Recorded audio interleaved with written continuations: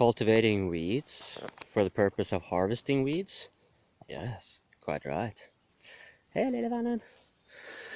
So, this is a luscious bunch of green stuff you can use. And here, a lot of woody mass. Good for biochar, which I always produce quite a lot of. Now, where did I get this from?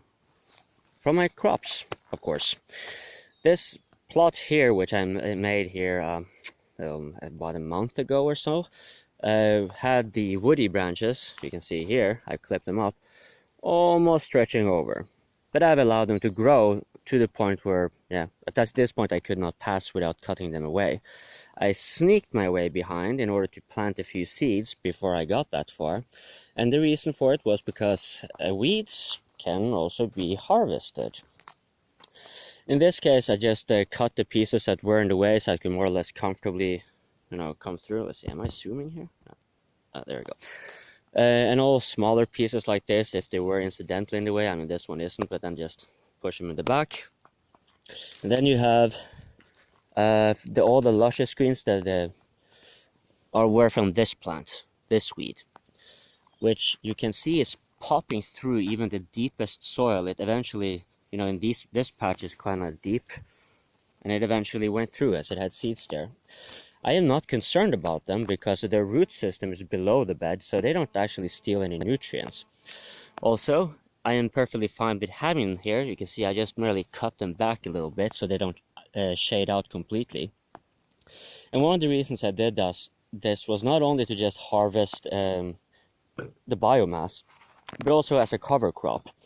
Because while I know that those who want to keep the highest rate of production, they will use interchangeably miscellaneous types of crops to kind of shade out the too much sun or what have you.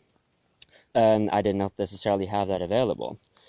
And by using the weeds, like this guy, you can see these radishes now are actually bigger than those that were exposed more to the sun. I'll show you those over at the bed there soon as well. So I basically just cut down those here because the rule is simple. If they're not in the way, I'll do nothing with it. I aim for the simplest, easiest solution. I did cut a few ones here, and then of course I've stomped on a few of them, but since I won't be walking here much, because as mentioned, the less I have to do, the better, they're probably going to do fine and survive. And I suspect they can actually become quite funky as they brush out. I might keep on harvesting from them. And here are the sunflower seeds coming out. Finally. Here you have the dandelions. I'm still not going to do anything with that just yet because they have deep tap roots that bring nutrients up from far below where they otherwise wouldn't be doing much good. So, yeah. Rambling on, I understand, but this is basically what I did. I just cut out, and this, what am I going to do with all that? So this woody part, I am going to be burning that over there to keep making that chart path so that next year I don't have to concern myself about hitting a rock or anything like that, but still keep production quite high over there because this is just wild crops I'm leaving all over there. As for this, I'm going to mix in with some of the coal I have over there. I'm going to find another patch that is a little bit barren. And the reason for that is because the coal itself would capture some of the nitrogen that degrades naturally, but also because I want to attract the earthworms, and if they eat it, then even more of the nutrients in here is going to be retained. More specifically, the nutrients that would otherwise just go into the atmosphere. You can actually cultivate your weeds with your crops in general and make use of it. You see where I find the more productive spots, so to speak, of weed, I'm just stepping around. Here, if I needed to, I just break up and cut. These are berry trees. I keep these berry trees because they will attract birds. This is also why I try to take as little from this as possible, and I take it strategically so that the tree can actually grow denser. And this is something I noticed, the birds, they really like hanging out here. And when I did the same a few years back, you see the cuttings here, cuttings there, and they just crown out like crazy.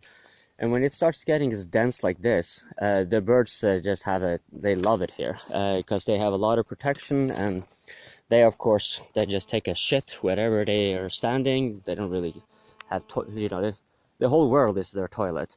So they'll keep fertilizing this, and this tree has, like this bushel here, again, I mean, it's 2-3 years ago. Here you can see the line from where I started cutting, and it just stretched out. And yeah, what can I say? Usually when you do cut out and they start crowning out like with several branches, and the plant has to actually expend more energy on more surface, it will tend to slow down the rise so they don't get so tall. I exploit that with trees so they don't get so tall and risk toppling over when there are strong storms or anything. Obviously not a risk in this case, but yeah, it's a couple of meters in just 3 years, I think, 3 years.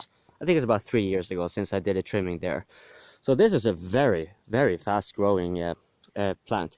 Obviously this plant is actually an ornamental plant. It's not really a weed, but you know, in this case, for all intents and purposes, it was, because it was in the way.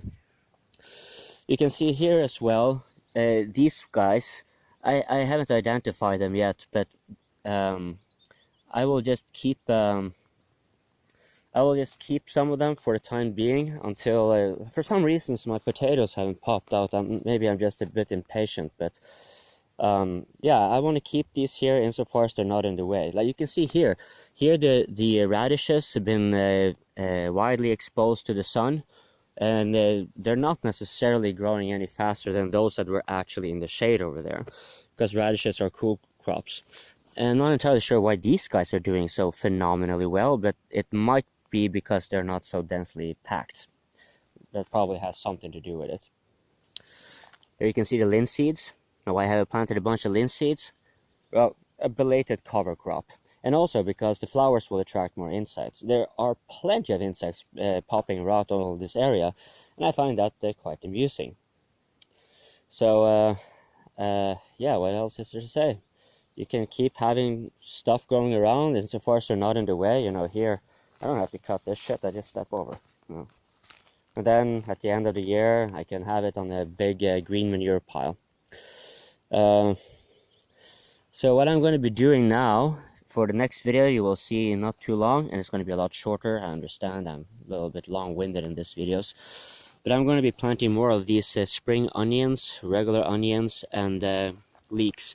This leek here, it turned out quite retarded. I'm not really sure what happened to it. I'm not sure if this is supposed to be a seed patch that just kind of, yeah, it's a retarded one. But yeah, I'm gonna start placing that around here, some of the places where they so they have still a little bit more shade. This is a fairly open bed. I'll also place I'll place a leek right in there, because leeks like a lot of sun. And apart from that,